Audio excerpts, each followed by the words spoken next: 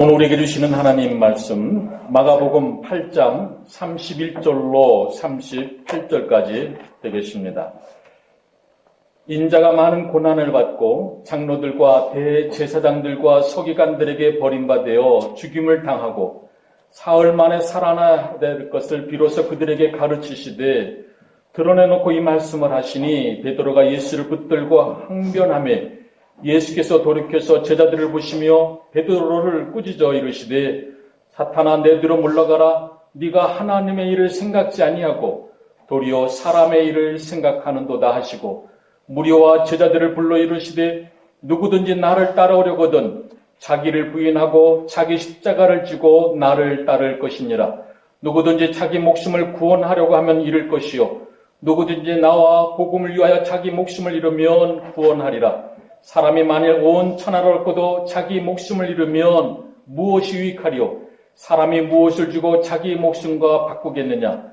누구든지 이 음란하고 죄 많은 세대에서 나와 내 말을 부끄러워하면 인자도 아버지의 영광으로 거룩한 천사들과 함께 올 때에 그 사람을 부끄러워하리라. 아멘.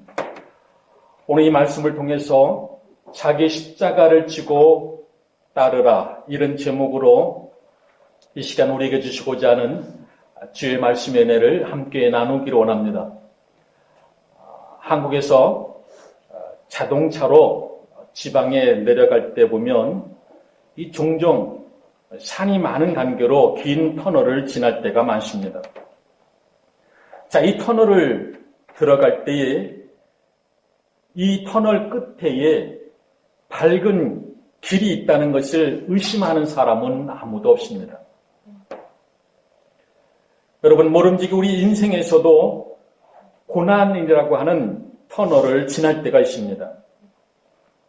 이 고난이라는 터널 끝에 기쁨의 약속을 믿고 나아간다면, 그 약속을 조금 더 의심하지 않는다면 지금 자신에게 주어지고 있는 이 고난을 넉넉히 이겨낼 수가 있게 되는 것입니다.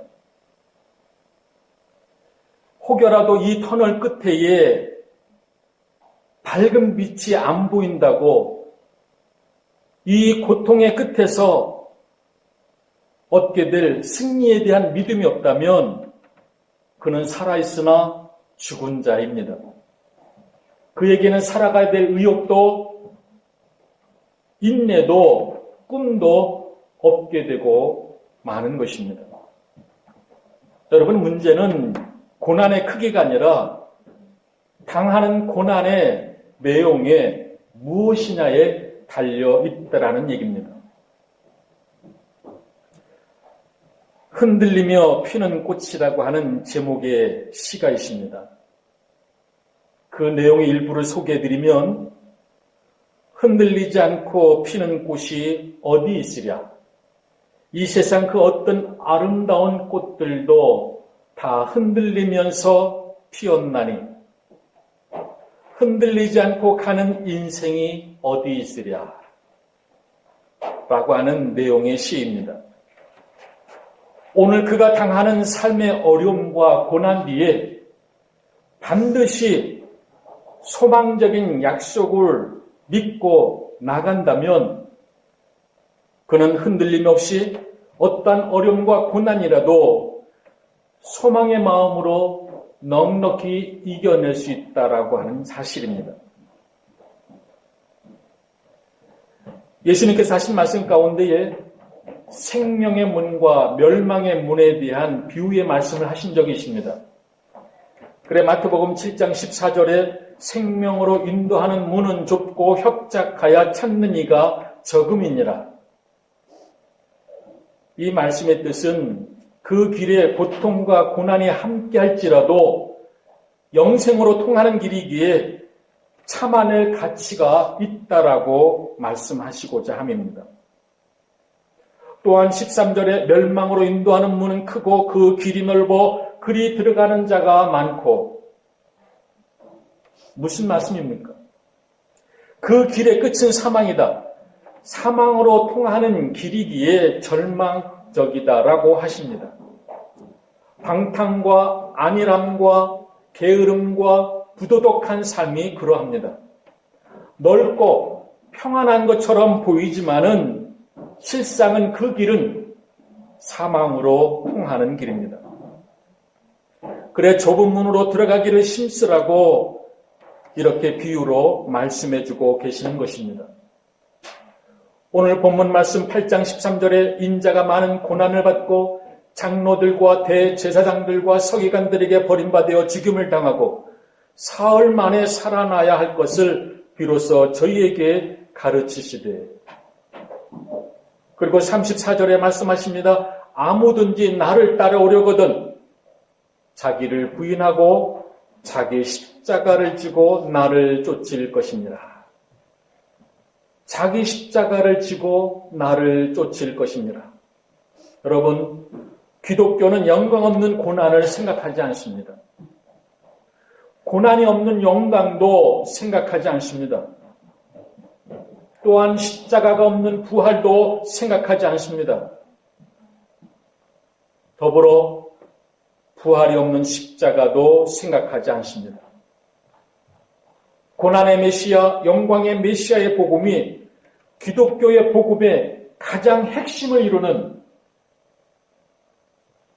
내용이요 교리임을 알아야 됩니다. 예수님을 고대하던 많은 사람들은 영광의 메시아로만 기대했습니다.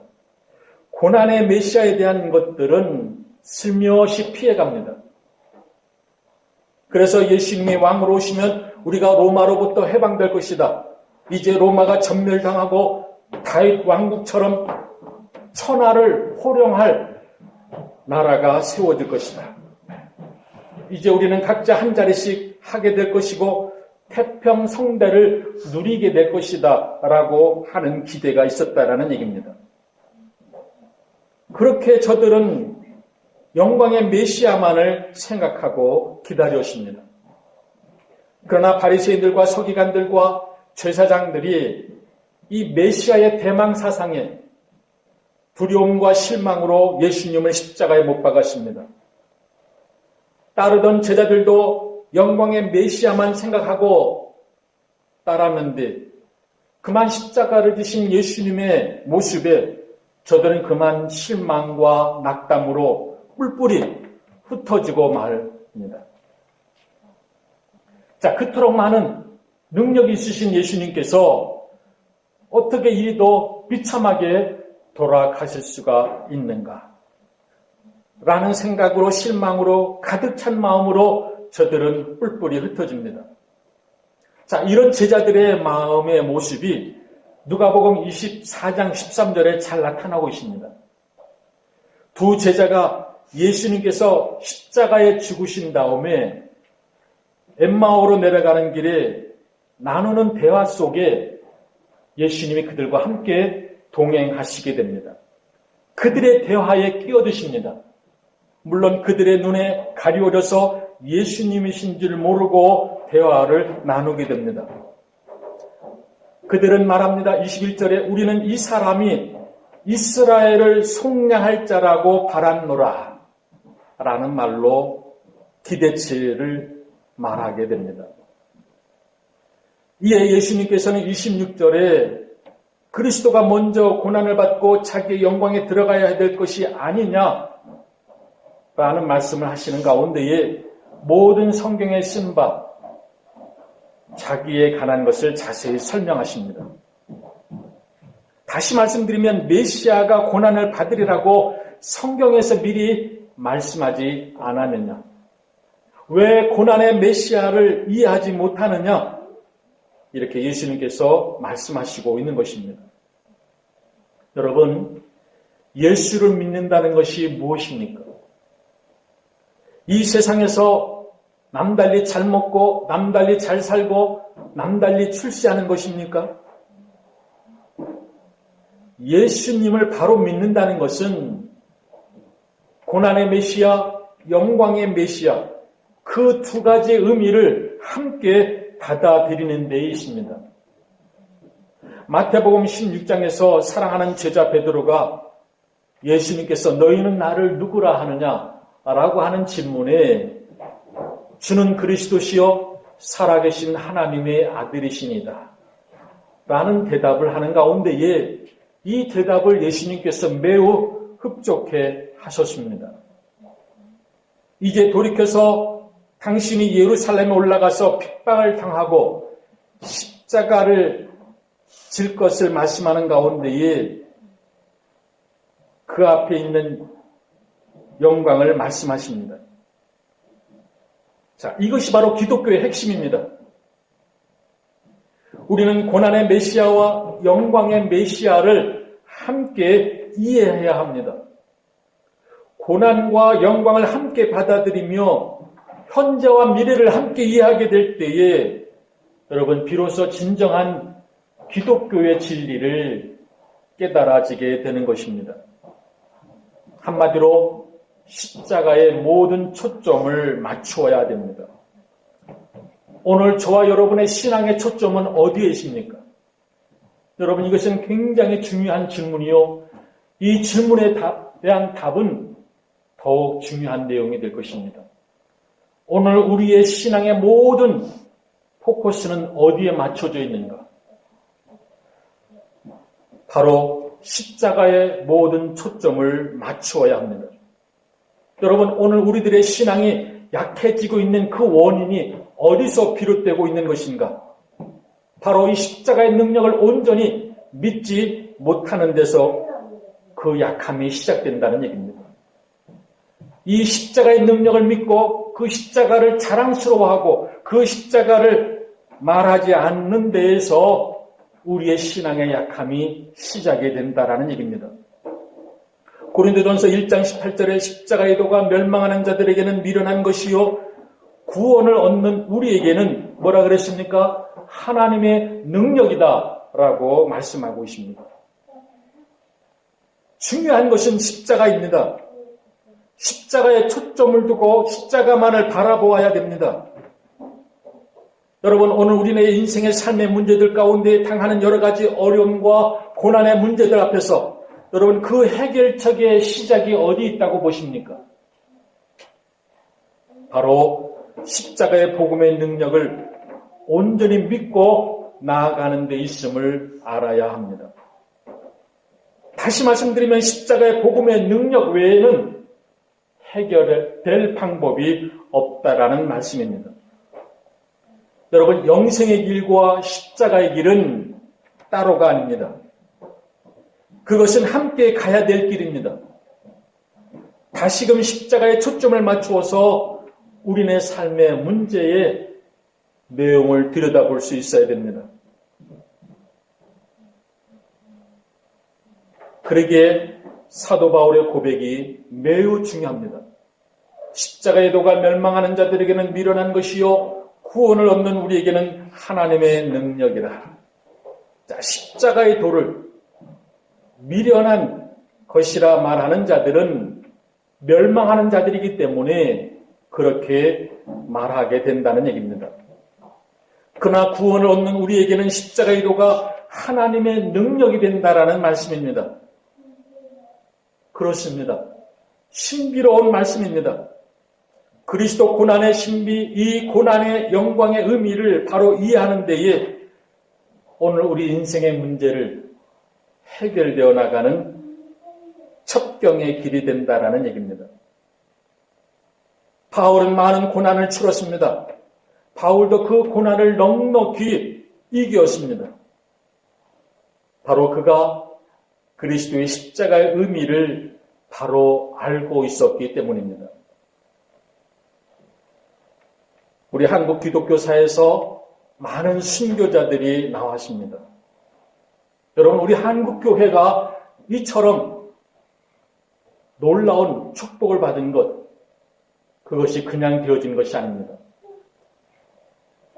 우리 믿음의 선열들이 순교함으로 인해서 그 순교의 바탕 위에 오늘 한국교회가 세워져 나가는 놀라운 축복을 누리게 된 것입니다.